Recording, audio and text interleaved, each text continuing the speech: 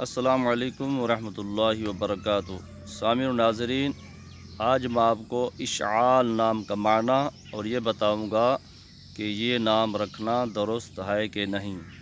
اشعال، الف کے نیچے زیر، شین کے اوپر جزم، آگے عین، عین کے آگے الف اور آخر میں لام۔ اشعال نام رکھنا درست نہیں ہے، اس لیے کہ اس کا معنی ہے آگ جلانا اور بھڑکانا، لہٰذا اس نام کا معنی درست نہیں ہے، تو اس لیے یہ نام رکھنا مناسب نہیں ہے۔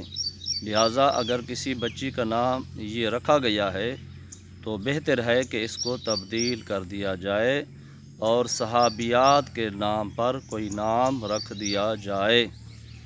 صحابیات کے نام پر جب نام رکھا جائے گا تو اس سے صحابیہ کی نسبت بھی قائم ہوگی اور اس سے برکت بھی حاصل ہوگی۔